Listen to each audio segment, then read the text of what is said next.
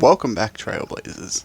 It has been a few days since the General has released, and I think it's finally time to talk about where that bird goes in all that luscious hair of his. But for real though, it's time to go through a quick little guide video to show you how you should build him, light cones, relic sets, a couple of examples of teams, and what traces you should level up on him. Show no mercy. Here, this thunder. Okay, so when we're talking light cones for him, obviously his best in slot is his signature light cone Before Dawn. It increases his crit damage by 36%, his skill damage and ultimate damage by 18%. And then when he uses his skill or ultimate, he gains a buff called Somnus Corpus. And then when he uses a follow-up attack, the buff is then consumed, and his follow-up attack is increased by 48%. That's only at S1. At S5, it goes up to 60%, 30%, and 80%. It's kinda cracked. Just to get it out of the way, Night on the Milky Way, I wouldn't really recommend. It's too situational, because it depends on how many enemies are on their field. Most of the time, you want your Erudition character one-shotting most of those, so there's only going to be the one tough enemy left anyway.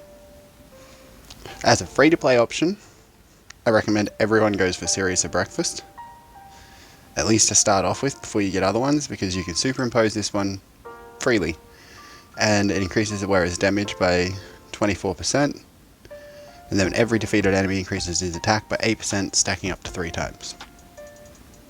Pretty solid for a free-to-play light cone. Now, I wouldn't recommend any of the 3-star ones, simply because everyone has access to Seriousness of Breakfast. Moving on, we have the Battle Pass light cone. Today is another peaceful day. In my opinion, this is probably his best, other than his signature one. Simply because it just gives a flat out damage boost with no conditions behind it. Upon entering battle, increases the wearer's damage based on their max energy. So the higher their max energy, which he has a pretty hefty one at 130, so each energy point of their cap increases their damage by 0.2% up to 160 energy. So because he's got 130 energy, even at a base level, that's 26% just extra damage, straight up, no conditions behind it. But at superimposed 5, that's 52% damage, just for free. Now, I don't have it, I haven't had a chance to test it myself yet, but there is also the Birth of Self, because it increases follow-up damage by 24%. The current HP of the target enemy is below or equal to 50% damage, and increases damage dealt by follow-up attacks by an extra 24%. Superimpose 5, it goes up to 48. It's a pretty hefty increase, but again, I don't have this one, and I've done plenty of rolls. Depends on your luck on the gacha. Now again, Before Dawn, best in slot. Free to play, Seriousness of Breakfast. If you have it, Today is Another Peaceful Day, or Birth of Self. So relics. Now I'd recommend going for the 4-piece lightning set. To get you the 2-piece set from it is just increases the lightning damage by 10%. 4-piece when the wearer uses their skill, increases the wearer's attack by 20% for 1 turn. 1 turn doesn't sound like much, but on Jing, you want to be using your skill on him every single turn anyways, to stack up the Lightning Lord. And so he's always benefiting straight up from 20% increased attack. And then for the Link Rope and Orb, I would recommend going for the Salsodos line one, because it increases his crit rate by 8%, and then if his crit rate is 50% or higher, his ultimate and follow-up damage is increased by 15%. Considering all of his damage comes from the Lightning Lord, which is counted as a follow-up attack, it is objectively the best set to run. Now, I haven't been getting any good sets for that though. So I have been running just the Herder's Wandering Trek set, because it just gives attack and then increases his attack again. It's 24% attack from that on him. It's not too bad, but not what I'm going for yet. Now, you want to go attack percent in the rope. It could be argued you want to go energy regen if you have it, but it's a rare stat, harder to come by, and I feel like just attack benefits him more anyway. Now on the orb, you want to go for lightning damage boost with some crit rate substats and that if you can. I haven't had great luck with my relic farming. It's been pretty rough out here. On your boots, speed is better, generally speaking, because the fights, usually most content you're taking them into will drag out for more than like a couple, than just one cycle. And then speed's going to stack up and help him get more turns and help him keep ahead of his Lightning Lord, so you can consistently get it to 10 stacks. An argument could be made that attack percent is better. In some cases it is, if it's a short fight.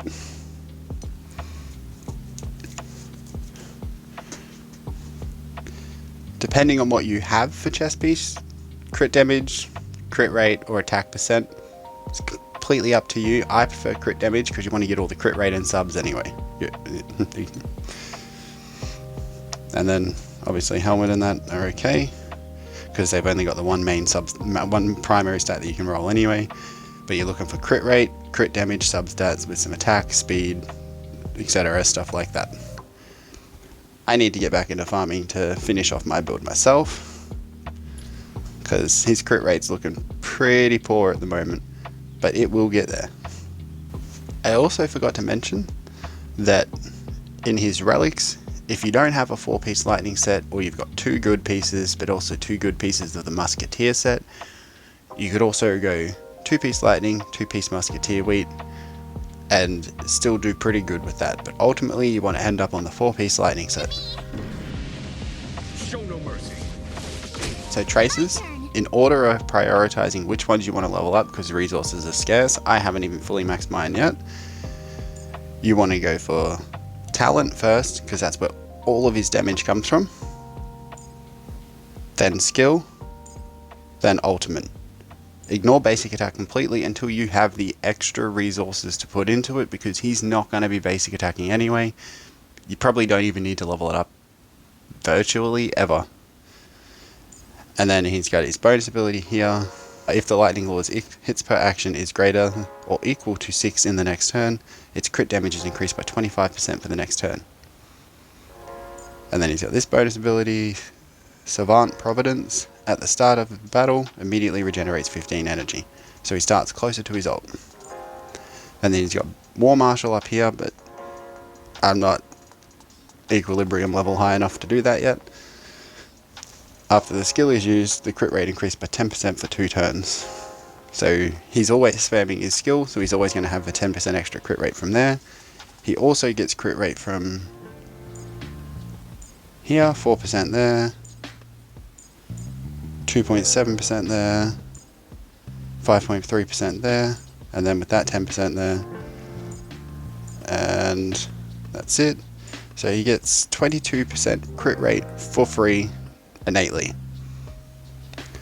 Just to reiterate, talent first, skill, ultimate, ignore basic attack. I want to protect everyone too. Now with all that's being said, let's go over a few little team comps for him. A few things you could do, a few things, maybe a future team comp involving Silverwolf. But we'll get straight into the first one. Fire main character, Jing right next to him, because when Jing gets hit, it increases his speed, which could get him above the Lightning Lord, which makes consistently more 10 stacks on the Lightning Lord, more damage. Then Ting Yun to buff his damage more. Her buff lasts for 3 turns. She's skill efficient with him, she's not going to hog all his skill points. And then Natasha there just for the heals. Bit of diversity. And then alternatively you could go no healer, run virtually the same team, but instead of Nat, you run Asta to get the more speed boost, more damage boost, help cut in more turns, more offensive. And the main character to help give the shields, keep him alive. And then this team, for example, we use Jing Chue as a placement holder for Silverwolf. Because when Silverwolf comes out, she could enable the team with Jing, Bailu, and Ting. Because then there's a 75% chance right there that Silverwolf's going to put a lightning weakness on the enemy, and Jing will just pop.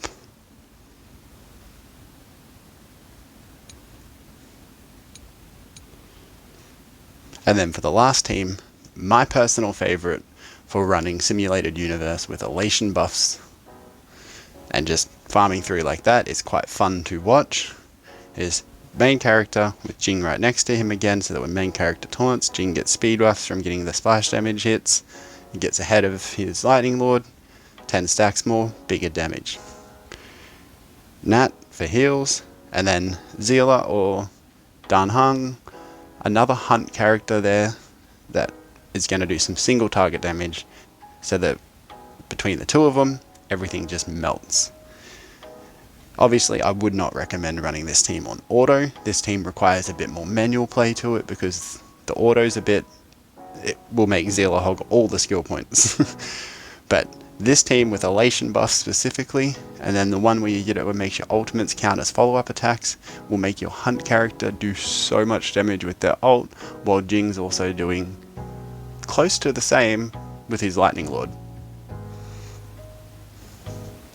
Now, with all that being said and done, I hope this guide was helpful and helped you out a lot, or even just a little bit because you were just quite unsure on what to build on him. And if it did, please consider leaving a like, comment, and subscribe. I'm going to be doing a lot of Honkai Star Rail content as it comes out, and maybe one day we'll find out where that bird comes from. Marshalling out. Look at them scrambling, begging and rambling. Others that fear turn their body to mannequins. All the shenanigans flashing in front of their eyes. It was clear they were lacking in acumen. Passive and living, you should have been adamant.